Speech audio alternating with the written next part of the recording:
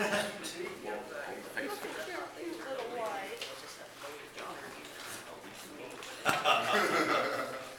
just, you'll just have the crowd over here. Okay, welcome back, everybody. To get things started right off, I want to introduce our first speaker. Our first speaker today is Vijay, Jilledimudi. Jilledimudi. There we go. I can usually sound these things out, but there's a lot of letters in there. Vijay is doing the 5th speech in the Competent Communicator Manual. It's titled A Photography Tour of Yellowstone. Welcome, Vijay.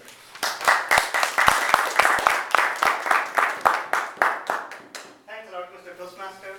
Fellow daybreakers, last week when I did my speech on my trip to Yellowstone, a lot of you in your notes requested that you would like to see some pictures from Yellowstone.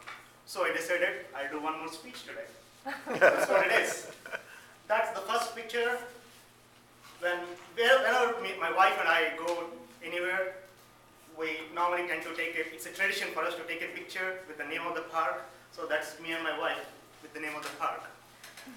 In the first few minutes in the park, on the right side, there's this huge expanse of plains, green plains, and somewhere far off, we could see a herd of bisons.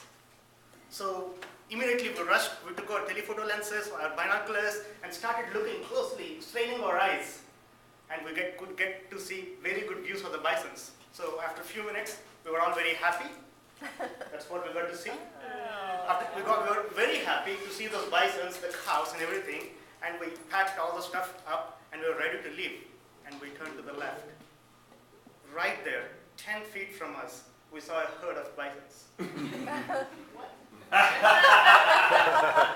mean, all this time we were laughing, all this time we were trying hard to see something far off, when the same thing was like a few steps away from us. That was funny. There were bisons everywhere, lots of them, and lots of elks. We got to see a lot of them. That's an elk, and this elk was actually posing for us. I mean, it was comfortably sitting there, munching its stuff, and it didn't care when people were there. But they never stopped. There were so many of them that after a little time, we started saying, we don't care about these bisons and elk anymore. We are bored of them. But they kept surprising us every time. After a few miles, we saw this. A group of bisons crossing the river. How often do you see that? And you can even see the cows here trying to swim, and the bisons are trying to help the cows go up. It was beautiful. And after a little time, we saw this. A baby bison, can you see it? Yes. A baby bison actually feeding. In the same area, on the following day, actually on the same day, 30 minutes we were in the park on the first day. We saw this flurry of activity going next to the road on the right side. So we thought, what's happening? There are people running, walking with their big camera lenses, calling their friends, pointing at something. So we thought, maybe we should stop. So we parked right on the road, and then we stopped and we walked down. And what did we see? A grizzly bear. 100 feet from where we were standing, right across the river. They say you could stay 3 days in the park and never see a grizzly bear. We were lucky. Grizzly bear. It was big, it was gorgeous. And the following day, almost in the same physical location, same story again. A lot of people running, walking, and calling their friends, pointing at something. We stopped, joined the show. Do you see anything? Yeah, something in the middle there. Something. Something, right? Imagine, this is a 300 mm zoom lens. Imagine standing with a vast expanse and spotting that. Whoever did that, hats off to him. I mean, I stood there, I waited for 5 minutes, I could still not see it. There is something right here sitting there, and no one knew what it was. We patiently waited, and our patience paid off. That's a wolf. Oh. They say again, wolves are hard to see. They go in packs and stay away from people. But we were fortunate, we got to see a wolf. A typical view in Yellowstone looks like this. Water, trees, mountains, and smoke. This smoke is steam and hydrogen sulfide mixed. Does anyone know how hydrogen sulfide smells? It stinks. But if you stand there and you just watch it, it was peaceful. The source of the hydrogen sulfide is the geothermal features. Boiling mud parts.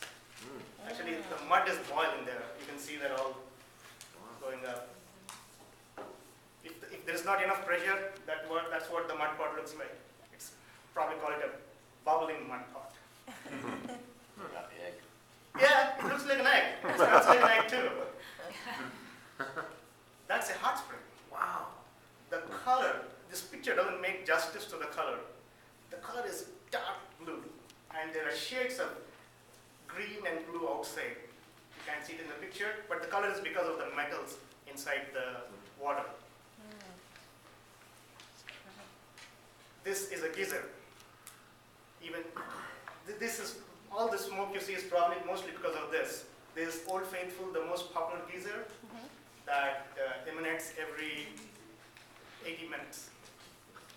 But the feature we like the most in the park is hot springs, hot spring terrace, Mammoth Terrace. You see all this terrace-like formation?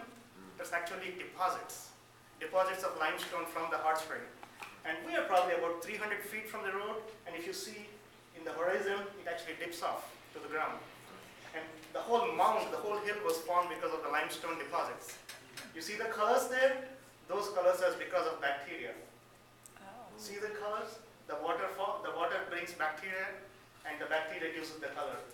When water changes trail, the bacteria dies and it becomes white. It was beautiful. And see the mountains in the back? It was gorgeous. And if you're ever going to Yellowstone, be prepared. This is the Lamar Valley. This is probably one of the most. This place is rated the best drive in the world. It's the most scenic driveway in the world. So if you ever go there, don't miss that. Another view of Lamar Valley. You see the deep green lush valleys. If you ever go to Yellowstone, even in summer, carry winter gear. It can't snow anytime. That's Yellowstone Lake, frozen in summer, so you better carry something woolen or dress in layers like Jim says. And finally, this is the Grand Canyon of Yellowstone. They have beautiful canyon, beautiful colors, deep, and there's a waterfall right there. You can't ask for more. So I advise everyone, suggest everyone to go there and have fun. Thank you, Mr.